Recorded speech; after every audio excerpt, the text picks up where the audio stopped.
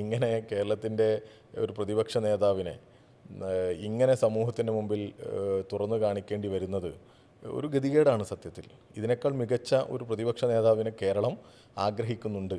കോൺഗ്രസിൻ്റെ ഒരു പ്രതിപക്ഷ നേതാവിന് ഇതിനേക്കാളും മികച്ച ഒരു നിലവാരമുള്ളത് നമ്മൾ പ്രതീക്ഷിക്കുന്നുണ്ട് എന്നുള്ളതാണ് അതിൽ നിന്ന് മനസ്സിലാക്കുന്നത്.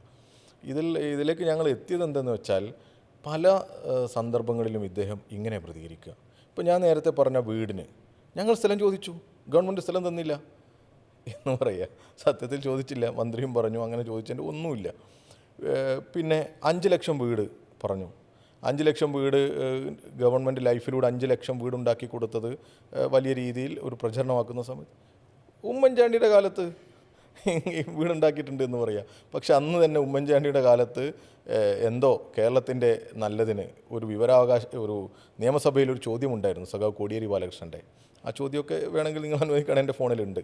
അതിൽ ചോദിക്കുന്നുണ്ട് ഉമ്മൻചാണ്ടിയുടെ കാലത്ത് എത്ര വീട് നിർമ്മിച്ചു കൊടുത്തു എന്നുള്ളത്. അതിൽ പറയുന്ന 4189 മറ്റോ ആണ് ആ വീടിൻ്റെ കണക്കുള്ളത്, വീട് നിർമ്മിച്ചതിൻ്റെ കണക്ക്. അങ്ങനെ നുണ പറയുക. ഞങ്ങൾക്കാണെങ്കിൽ അതിലുള്ള ഒരു ആദ്യ മത്സരം ഞങ്ങൾ നടത്തുന്ന ഇവിടെ എറണാകുളത്ത് മഹാരാജാസ് കോളേജിൻ്റെ പരിസരത്താണ്. ആ മത്സരം നടത്തുമ്പോൾ ഞാനാണ് ആ മത്സരത്തിൽ ഉദ്ഘാടകനായിട്ടും അതിൻ്റെ പൂർണ്ണ സമയം അവിടെയുണ്ട്. ഞങ്ങൾ സംസ്ഥാന കമ്മിറ്റിയിൽ ഇങ്ങനെ ഒരു മത്സരം നടത്തുമ്പോൾ സ്വാഭാവികമായിട്ടും നിങ്ങൾ പറയുന്നത് പോലെ നമുക്കൊരു എന്തൊക്കെ പറഞ്ഞാലും പ്രതിപക്ഷ നേതാവാണല്ലോ, ഞങ്ങളും പ്രതീക്ഷിച്ചില്ല ഇത്രയും നുണകളൊക്കെ വരുമോ. നമ്മൾ കുറച്ചൊക്കെ കളക്ട് ചെയ്യാൻ ശ്രമിച്ചു. മത്സരം തുടങ്ങി.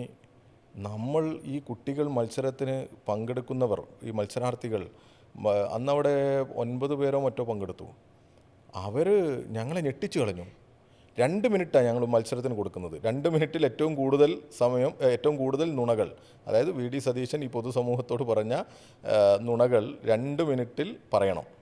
ഏറ്റവും കൂടുതൽ നമ്പർ പറയുന്നത് ആരാണോ അവർക്കാണ് പ്രൈസ്. അവിടെ അവർ പറഞ്ഞത് 1ാം സ്ഥാനം കിട്ടിയ മത്സരാർത്ഥി പറഞ്ഞത് 11 നുണയാണ്. അത് കഴിഞ്ഞ് കോഴിക്കോട് മത്സരം നടത്തി. അവിടെയും ഞാനുണ്ടായിരുന്നു. കോഴിക്കോട് മത്സരത്തിലും ഞാനുണ്ടായിരുന്നു അന്ന്. ആ മത്സരവും ഞാനിത് കഴിയട്ടെ എന്നിട്ട് പോകാം എന്ന് കരുതി വെയിറ്റ് ചെയ്തു. 2 മിനിറ്റ് കൊടുത്തു. 16 നുണ പറഞ്ഞാണ് പ്രൈസ് നേടിയത്. എന്താ ഇതിൽ നിന്ന് വ്യക്തമാകുന്നത്?